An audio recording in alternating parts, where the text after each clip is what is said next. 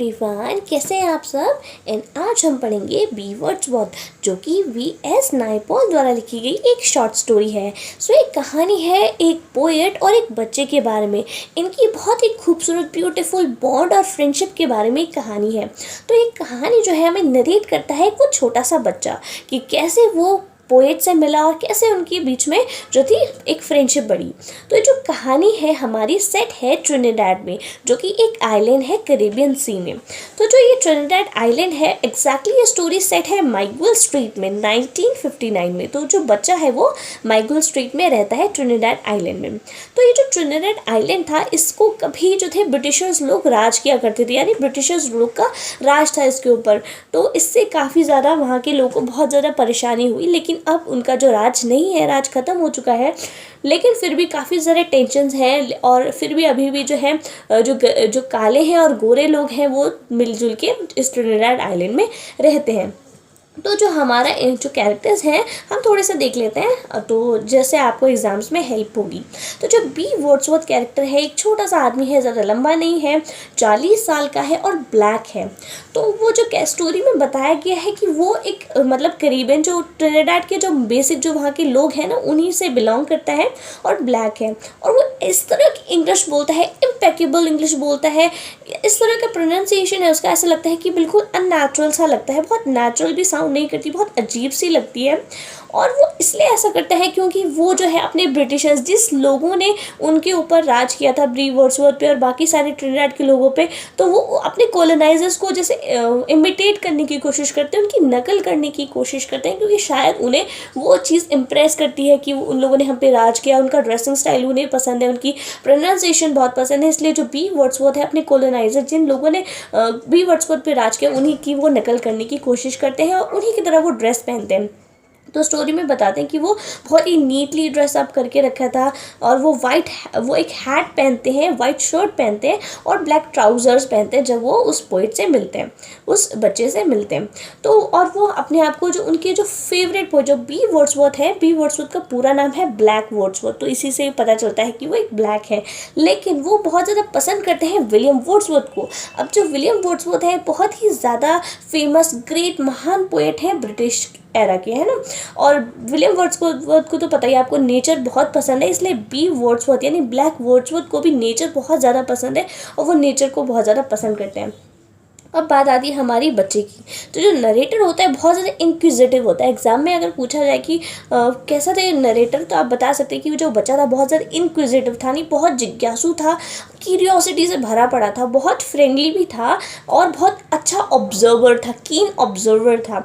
क्योंकि जब वो बच्चा बी वर्ड्सवर्थ से मिलता है तो वो बहुत सारे सवाल पूछता है पोइट से कि वो चाहता है कि वो ज़्यादा से ज़्यादा पोइट के बारे में जान सके। वो उनका नाम पूछता है कि आप क्या करते हो, आपका प्रोफेशन क्या है, बहुत सारा मतलब पूरा इंटरेस्ट वो लेता है बी वर्ड्सवर्थ पे और बहुत ज़्यादा फ्रेंडली भी होता है।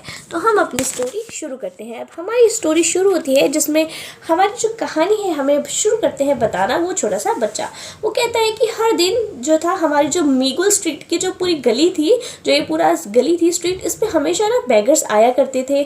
तो एक दिन क्या था, 3 बेगर्स मतलब हर दिन आया जाए पूरा दिन आते ही रहते थे बेगर्स। तो 3 बेगर्स जो थे पंचुअली आते थे मीगुल स्ट्रीट पे, कितने बजे आते रहते थे। तो 10 बजे तो था एक इंडियन आता था अपने धोती वगैरह पहने हुए, तो हम जो थे अपना उसकी जो कटोरी थी उसमें हम चावल डाल दिया करते थे और वो चला जाता था। 12 बजे एक बूढ़ी औरत आती थी जो पाइप स्मोक करती हुई आती थी और फिर वो अपनी एक पेनी ले जाती थी, एक सेंट ले जाती थी और 2 लोग आते थे, 2 ब्लाइंड लोग आते थे जिन्हें एक छोटा सा बच्चा चला के लेके आता था सहारे से। तो भाई फिर उन्हें हम एक पेनी देते थे। कभी कभी बहुत अड़ियल और पैसे लोग भी आ जाते थे। तो एक दिन क्या हुआ, एक ऐसा ही इंसान आया, उसने कहा कि वो भूखा है और हमने उसको खाना दिया। फिर उसने कहा कि मुझे सिगरेट चाहिए और वो तब तक नहीं गया जब तक कि हमने उसको एक सिगरेट जला के नहीं दी, और वो इंसान दोबारा कभी नहीं आया। एक दिन बहुत ही एक अजीब तरह का कॉलर आया, एक अजीब इंसान आया एक शाम 4 बजे। मैं तब स्कूल से वापस ही आया था और मैं अपने घर के कपड़ों में था, मैं कपड़े बदल चुका था स्कूल के। उस आदमी ने मुझसे कहा, बेटा मैं क्या तुम अंदर आ सकता हूँ तुम्हारे गार्डन में। तो जो वो इंसान था वो छोटा सा था, बहुत ही अच्छा टाइटली ड्रेसअप कर रखा था उसने, और एक हैट पहना था, वाइट शर्ट पहनी थी और ब्लैक ट्राउजर्स पहने थे।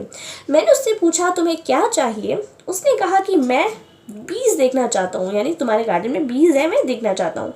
तो वो बच्चा कहता है कि एक्चुअली हमारे जो गार्डन में 4 पाम ट्रीज थे और उसमें बहुत सारी जो थी बीज थी।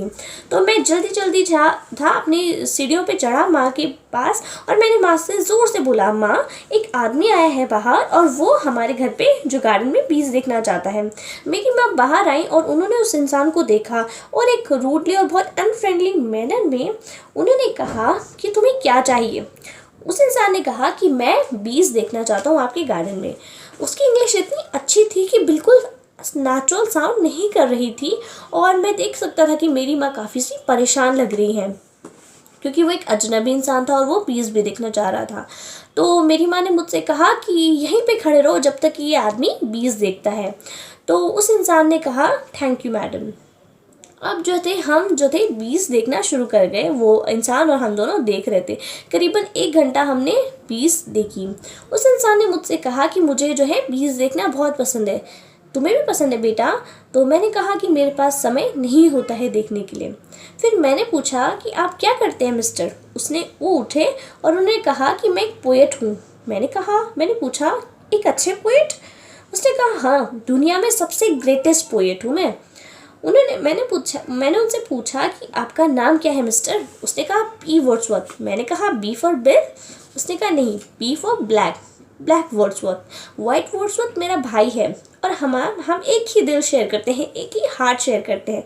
मैं छोटे से छोटे फ्लावर जैसे मॉर्निंग ग्लोरी को देख सकता हूँ और मैं बहुत रोता हूँ।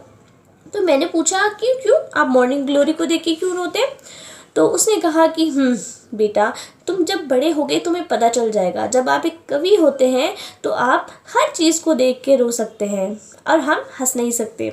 उसने मुझसे पूछा कि तुम्हें तुम्हारी माँ पसंद है? मैंने कहा कि जब वो मुझे नहीं मार रही होती तभी पसंद है। उसने अपनी हिप पॉकेट में से एक प्रिंटेड शीट, एक पेपर निकाला और कहा, इस पेपर में दुनिया की सबसे महान पोएम है माँ के बारे में, मदर्स के ऊपर इसमें पोएम है, और मैं तुम्हें बेचना चाहता हूँ और बहुत ही कम बार्गेन प्राइस पे मैं तुम्हें ये देना चाहता हूँ, सिर्फ 4 सेंट्स। मैं अंदर गया और मैंने अपनी माँ से कहा, माँ आपको ये पोइट्री खरीदनी है सिर्फ 4 सेंट्स की? मेरी माँ ने गुस्से से कहा कि उस इंसान को बोलो कि यहाँ से पतली गली से निकल ले। ऐसा उसने नहीं कहा, मतलब बहुत गुस्से से बोला कि उस इंसान को बोलो कि यहाँ से निकल ले, चला जाए। तो अब मैं आया और मैंने कहा कि मेरी माँ के पास 4 सेंट्स नहीं है। अब बी वर्ड्सवर्थ ने कहा, यही तो एक पोइट की ट्रेजेडी है कि मतलब वो कहना ही चाहते थे कि पोइट्री, सब चीज़ों के लिए पैसा होता है लेकिन पोइट्री खरीदने के लिए किसी के पास भी पैसा नहीं होता है। तो फिर उसने जो पॉकेट में थी, अपनी जो पेपर था पॉकेट में रख लिया, और ऐसा लगा कि वो उसे कुछ फ़र्क नहीं पड़ा है। मैंने उनसे कहा कि ये बहुत फ़नी नहीं है कि आप इस तरह से लोगों के घर जाते हो और इस तरह से पोइट्री बेचते हो। ऐसे तो सिर्फ कैलिप्सोनियंस करते हैं। कैलिप्सोनियंस एक्चुअली क्या होते हैं? वो लोग होते हैं जो खुद ही पोएम लिखते हैं और पोइट्री फिर अपनी वो गाना गाते फिरते हैं। जैसे कोई रेस्टोरेंट्स में आपने देखा होगा, वो लोग बैठ के गाते हैं। उनके जो गाने होते हैं कभी वो खुद से भी लिखते हैं, लेकिन वो खुद से लिखते हैं और फिर वो खुद से गाते हैं। इस तरह से वो पैसे इकट्ठा करते हैं। तो वो कहते हैं कि इस तरह से तो सिर्फ कैलिप्सोनियंस ही करते हैं, और फिर उनसे तो बहुत सारी चीज़ें खरीदते हैं। तो आपसे भी ये पोइट्री बहुत सारे लोगों ने खरीदी होगी। तो जो वो आदमी था उसने बोला कि मुझसे तो एक भी सिंगल कॉपी किसी ने नहीं खरीदी। तो फिर मैंने पूछा, फिर भी आप क्यों ऐसे लोगों के घर जाते हो फिर? तो उन्होंने कहा कि इस तरह से मैं बहुत सारी चीज़ें देख पाता हूँ और मैं बहुत सारे लोगों से भी मिल पाता हूँ। तो फिर मैंने उनसे पूछा कि क्या आपको लगता है कि मैं एक पोएट हूँ, मैं एक अच्छा पोएट हूँ? मतलब जो बच्चा था उसने उस पोएट से पूछा। तो उस पोएट ने कहा कि हाँ, तुम इतने अच्छे पोएट हो जितने अच्छा मैं हूँ। फिर जो था बी वर्ड्सवर्थ चले गए और मैंने ये प्रे की, मैंने दुआ की कि काश मुझे वो दोबारा से दिखे, मुझे वो मिले। 1 हफ्ते बाद जब मैं अपने स्कूल से वापस आ रहा था शाम को, और मैं एक जो माइकल स्ट्रीट के कोने पे ही खड़ा था, तो मैं उनसे मिल पाया। उन्होंने कहा कि मैं तुम्हारा बहुत टाइम से मैं इंतज़ार कर रहा हूँ। तो मैंने उनसे पूछा कि आपने कोई पोइट्री भेजी? और उन्होंने अपना सर हिलाया। उन्होंने कहा कि मेरे जो गार्डन में बहुत सारे बहुत ही अच्छे मैंगो ट्रीज़ हैं और मैंगो भी पक चुके हैं और बहुत स्वीट और बहुत जूसी हैं। तो मैं तुम्हारा इंतज़ार कर रहा था कि मैं बताऊँगा, जो चलो मेरे घर चलो, मैं तुम्हें इन्विटेशन देता हूँ, हम लोग मैंगो खाएँगे। अब जो वो इंसान था, वो पोएट था, वो एल्बर्टो स्ट्रीट में रहता था और उसका जो घर था एक 1 रूम हट थी, एक छोटी सी झोपड़ी थी जो एक ही रूम की थी और उसके आसपास बहुत सारा मतलब झाड़ियाँ, बहुत सारे पेड़ और बहुत सारा ग्रीनरी थी, पूरा ग्रीन एरिया था। और उसके गार्डन में एक बहुत बड़ा सा मैंगो ट्री था, कोकोनट ट्री था, प्लम ट्री भी था। जो प्लेस बहुत ज़्यादा वाइल्ड लग रहा था किसी ने उसे देखभाल नहीं करी काफ़ी समय से। जैसे झाड़ फलूस जो बहुत ज़्यादा उग आते हैं जब हम उसकी देखभाल नहीं करते, तो इसी तरीके से लग रहा था जैसे जंगल हो कोई। और ऐसा लग ही नहीं रहा था कि मतलब सिटी के बीच में ये उनका घर है ऐसा। और आप उसके उसके घर से आप कोई भी जो बड़ी बड़ी कंक्रीट बिल्डिंग्स हैं, जो स्ट्रीट में जो सारी बड़ी बड़ी बिल्डिंग्स हैं, आप बिल्कुल भी उसके घर से नहीं देख पा रहे थे और आपको ऐसा लग ही नहीं रहा था कि आप सिटी के बीच में हो। तो वो बहुत, उसने बिल्कुल सही कहा था कि उसके जो मैंगोस थे बहुत ज़्यादा स्वीट थे। मैंने 6 मैंगो खाए, बहुत अच्छा लग रहा था। और जो पूरे मैंगो का जूस था मेरे हाथ से पूरा मेरी कलाइयों तक जा रहा था, मेरे मुंह से मेरे चिन तक जा रहा था। और जो मेरी शर्ट थी ना वो स्टेन हो गई थी, यानी धब्बे उसमें लग गए थे। अब जब मैं घर गया तो मेरी माँ ने पूछा कि तुम कहाँ थे, और मेरी माँ ने कहा कि तुम्हें क्या लगता है कि तुम एक बड़े आदमी बन गए हो जो तुम जगह पे कहीं भी घूमते फिरते रहते हो, जाओ मेरे लिए एक डंडी तोड़ के लाओ। और फिर उन्होंने मुझे बहुत ज़्यादा मारा। मैं घर से बाहर भागा और मैंने कसम खाई कि मैं वापस घर पे वापस नहीं लौटूंगा।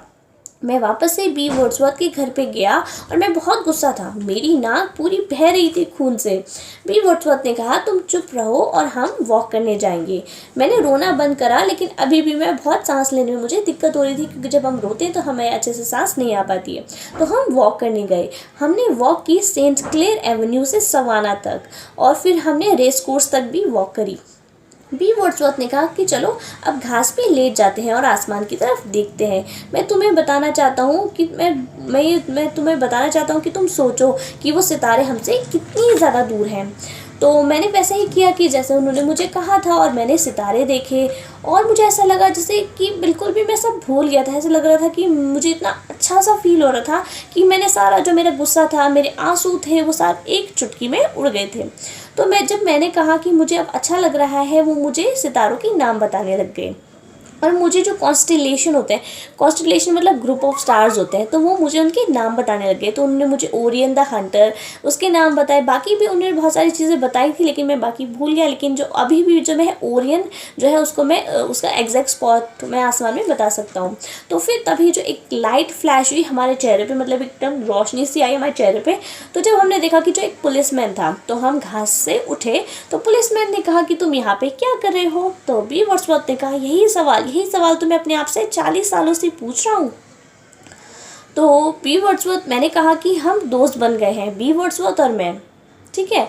लेकिन जो वो उन इंसान थे, यानी जो पोएट थे, उन्होंने मुझे बोला कि तुम किसी को भी नहीं बताओगे मेरे बारे में, ठीक है, मेरे मैंगो ट्री के बारे में, कोकोनट ट्री के बारे में, प्लम ट्री के बारे में। तुम इन सब चीज़ों को सीक्रेट रखोगे और किसी को भी नहीं बताओगे। और अगर तुमने बताया ना तो मुझे पता चल जाएगा, और मुझे इसलिए पता चल जाएगा क्योंकि मैं तो पोएट हूँ ना। तो मैंने उन्हें वादा किया कि नहीं, मैं किसी को भी नहीं बताऊँगा और मैं ये राज रखूँगा। मुझे उनका छोटा सा घर, छोटा सा रूम अच्छा लगता था, क्योंकि वो एक सिंगल एक झोपड़ी थी और उसमें एक ही रूम था।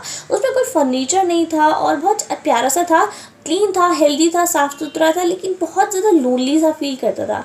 एक दिन मैंने उनसे पूछा, मिस्टर वर्ड्सवर्थ, आप अपने ये गार्डन में इतनी सारी झाड़ियाँ, इतनी सारी बुश क्यों रखते हैं, और इससे तो प्लेस बहुत अजीब सा लगता है। तो उन्होंने कहा सुनो, मैं तुम्हें एक कहानी सुनाता हूँ।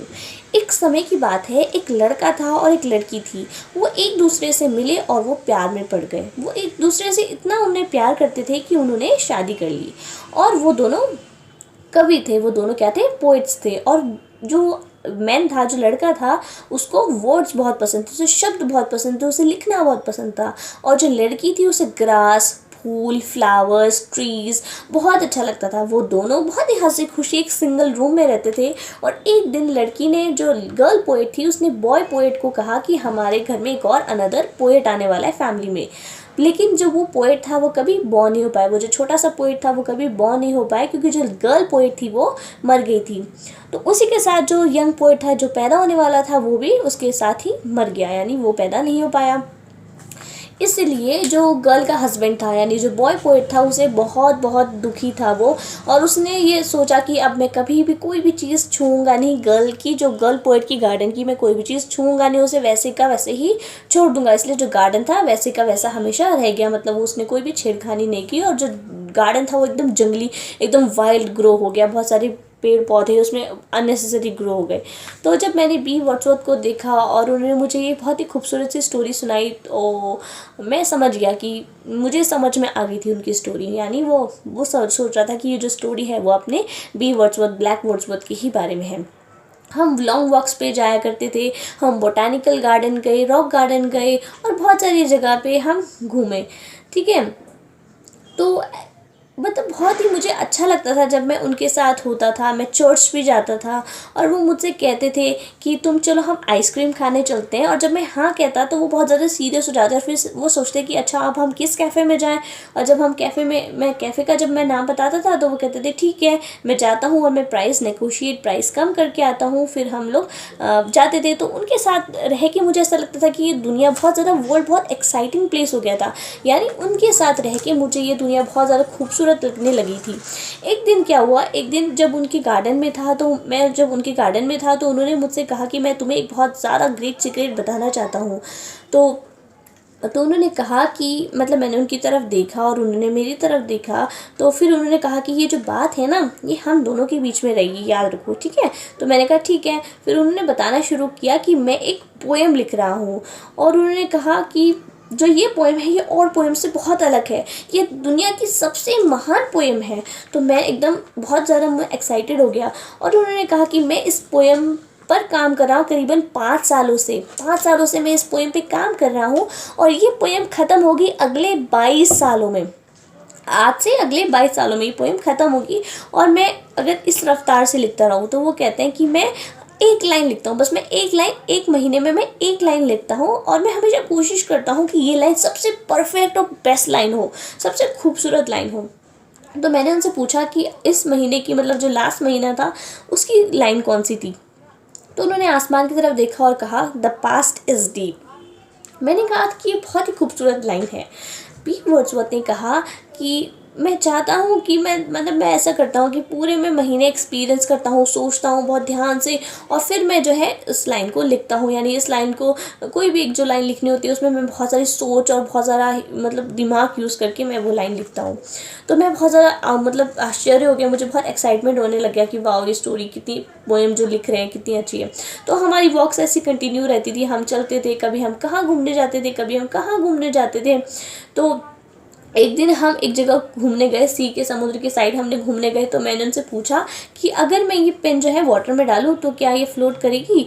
तो उन्होंने कहा कि ये जो दुनिया है बहुत स्ट्रेंज है, और अपनी पिन डालो और डाल के देखो कि क्या होता है। जो पिन थी वो सैंक हो गई, यानी जो पिन थी वो डूब गई। अब मैंने उनसे पूछा कि जो थी कैसी चल रही है, पोएम कैसी चल रही है। तो उन्होंने कहा कि हाँ तुम्हें पता चल जाएगा जब वो, उन्होंने कहा कि इस लाइन की कौन सी पोएम है। तो वो मतलब पूछते रहते थे उसके बारे में। तो उन्होंने कहा कि हाँ बहुत अच्छी चल रही है, और जल्दी ये बहुत ही खूबसूरत पोएम होने वाली है, दुनिया की सबसे ज़्यादा खूबसूरत पोएम होने वाली है। तो मैंने उनसे पूछा कि आप किस तरह, आप कैसे रहते हो, मतलब कि आप कैसे अपना गुजारा चलाते हो, मतलब आप पैसे कहाँ से कमाते हो। तो मिस्टर वर्ड्सवर्थ को समझ आया। तो मिस्टर वर्ड्सवर्थ ने कहा कि मैं कैलिप्सोनियंस गाता हूँ। तो मतलब जब सीज़न होता है, वहाँ पे कोई सीज़न होता होगा, जब सिंगिंग का सीज़न होता होगा, तो ये अपनी कोई पोइट्री लिखते हैं और ये पोइट्री अपने गाते होंगे। तो फिर जो लोगों को अच्छी लगती होगी, लोग इन्हें पैसे देते हैं, तो उसी सीज़न में इनकी कमाई होती है, बाकी सीज़न में नहीं होती। तो फिर ये उसी से ही फिर इनका खर्चा चलता है, ठीक है। तो फिर उन्होंने कहा, तो फिर मैंने कहा कि चलो कोई बात नहीं, लेकिन जब आप ये महान वाली पोएम आप लिख दोगे ना, तब आप तो दुनिया के सबसे अमीर इंसान हो जाओगे। लेकिन उन्होंने मेरी इस बात का कोई जवाब नहीं दिया। एक दिन जब मैं उनको मिलने गया उनके घर पे, तो मैंने देखा कि अपने छोटे से बेड पे वो पड़े हुए थे, मतलब बहुत ज़्यादा पड़े हुए थे, और बहुत बूढ़े से लग रहे थे वो, और बहुत कमज़ोर लग रहे थे। और मैंने जब उन्हें देखा तो ऐसा लग रहा था कि मेरा रोने का मन कर रहा है। उन्होंने कहा कि जो पोएम है वो ठीक नहीं चल रही, यानी पोएम मैं अच्छे से लिख नहीं पा रहा हूँ। और वो मेरी तरफ नहीं देख रहे थे, वो जो थे खिड़की से बाहर देख रहे थे, उस कोकोनट ट्री को वो देख रहे थे। और वो जब देख रहे थे ऐसा लग रहा था कि मैं हूँ ही नहीं वहाँ पे, जैसे वो अपने आप ही में बात कर रहे हूँ। उन्होंने कहा कि जब मैं 20 साल का था तो मुझे ऐसा लगता था मेरे अंदर बहुत सारी पावर है, ठीक है। और उनकी जो आँखें थी, मतलब जो वो पोएट भी रो रहा था, और जो थी ये जो हमारी छोटे से राइटर थे, छोटे से मतलब ये जो हमारे फ्रेंड थे, जो नरेटर थे, ये भी रो रहे थे। कह रहे थे कि जैसे मेरी आंखों में ऐसा लग रहा था जैसे आंसू भरे पड़े हैं।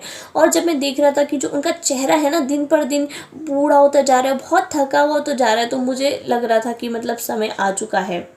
ठीक है, ठीक है। और ऐसा लग रहा था, मैं भी रो रहा था, ऐसा लग रहा था जैसे मेरी माँ ने मुझे मारा हो, पर ऐसा कुछ नहीं था। और मैं उनकी चेहरे पे क्लियरली देख रहा था कि वो डेथ है। उनकी श्रिंकिंग, उनके मुरझाए हुए चेहरे पे जैसे डेथ मुझे नज़र आ रही थी। उन्होंने मुझे देखा और उन्होंने मेरे आंसू देखे और मुझे चुप कराया। ठीक है, उन्होंने कहा कि इधर आओ, और उन्होंने मुझे, मैं गया और उन्होंने मुझे अपने घुटनों पे बिठा लिया। उन्होंने मेरी आंखों पे देखा और उन्होंने कहा, अच्छा तुम्हें पता चल गया, तुम्हें दिख गई। मैं हमेशा ही कहता था कि तुम्हारी एक पोएट्स की आंखें हैं। अब वो इसलिए कहते हैं क्योंकि वो कहते हैं कि पोएट जो है देख के रोता है। तो अब पोएट भी जो वो छोटा बच्चा था वो भी रो रहा था, तो उन्होंने कहा कि अच्छा, मैंने कहता था ना कि तुम एक पोएट हो, देखो तुम पोएट हो, तुम्हें सब पता चल गया, तुमने मेरी आंखों में देख के ये सच पता लगा दिया। क्या सच पता लगा लिया? कि वो उनकी डेथ जो है, मौत है, करीब है। और वो देख के इसलिए वो बच्चा रो रहा था। ठीक है, वो दुखी नहीं लग रहे थे, मतलब वो बच्चा कहता है कि वो बिल्कुल भी दुखी नहीं लग रहे थे, इसलिए मुझे और ज़्यादा रोना आ रहा था। उन्होंने मुझे अपने सीने से लगाया, ठीक है, सीने के करीब करा और कहा कि मैं तुम्हें एक बहुत ही फ़नी स्टोरी सुनाना चाहता हूँ। तो फिर हल्का सा उन्होंने स्माइल किया। बी वर्ड्सवर्थ ने मुझसे कहा कि जब मैं कहानी सुना चुका हूँगा तो तुम मुझसे वादा करो कि तुम यहाँ से चले जाओगे और वापस कभी नहीं आओगे मुझे मिलने या मुझे देखने। प्रॉमिस करते हो? मैंने अपना सर हिलाया। हाँ, मैं जवाब दिया। फिर उन्होंने कहा, सुनो, जो कहानी मैंने तुम्हें बताई थी बॉय पोएट और गर्ल पोएट के बारे में, तुम्हें याद है ना? वो सच नहीं थी। ये तो सब मैंने अपनी तरफ से बनाया था, सब बनावटी था, कुछ भी सच नहीं था इसमें। और जो मैं पोइट्री के बारे में बात करता हूँ, और ये कि जो मैं सबसे ग्रेटेस्ट पोएम लिख रहा हूँ, दुनिया की सबसे ग्रेटेस्ट पोएम लिख रहा हूँ, ये भी सच नहीं है। कितनी फ़नी चीज़ है ना जो तुमने सुनी है। लेकिन उनकी जो वॉइस थी वो टूट गई थी, जैसे आगे वो कुछ बोल नहीं पा रहे। मैंने रोते रोते उनका घर छोड़ा और मैं घर रोते रोते आया, जैसे कि मैंने जो सब कुछ देखा था उससे मेरा दिल बहुत टूट गया था। जब मैं अल्बर्टो स्ट्रीट, जहाँ वो पोएट रहते थे, जब मैं 1 साल के बाद उसी स्ट्रीट में गया तो मैंने देखा कि एक भी साइन नहीं है वहाँ पोएट के घर का, और सब गायब हो चुका था। जो पोएट का घर था वो टूट के अब जो पोएट का जो घर था उसकी जगह एक 2 स्टोरी बिल्डिंग ने ले ली थी। और जो मैंगो ट्री था, प्लम ट्री था, कोकोनट ट्री था, सब काट दिए गए थे और पूरा कंक्रीट का जंगल ही वहाँ खड़ा था। और ऐसा लग रहा था कि बी वर्ड्सवर्थ तो वहाँ एग्जिस्ट ही नहीं करते हैं। और यहाँ पे हमारी स्टोरी ख़त्म होती है। आई होप आपके लिए ये स्टोरी अच्छी लगी हो, मैंने अच्छे से एक्सप्लेन करी हो। अगर आपको स्टोरी अच्छी लगी हो तो मुझे कमेंट्स में बताएं, और अगर आप चाहते हैं कि मैं कोई और वीडियो बनाऊं तो आप कमेंट्स में मुझे बताएं। और अगर आप चाहते हैं कि मैं इसकी थीम्स की भी, वर्ड्सवर्थ की पूरी थीम्स की मैं वीडियो बनाऊं, तो आप मुझे कमेंट्स में बताएं। मेरे चैनल को लाइक करें, शेयर करें, सब्सक्राइब करें, अपने वीडियो के साथ शेयर करें, कमेंट्स में बताएं आपको कैसी लगी। Thanks for watching.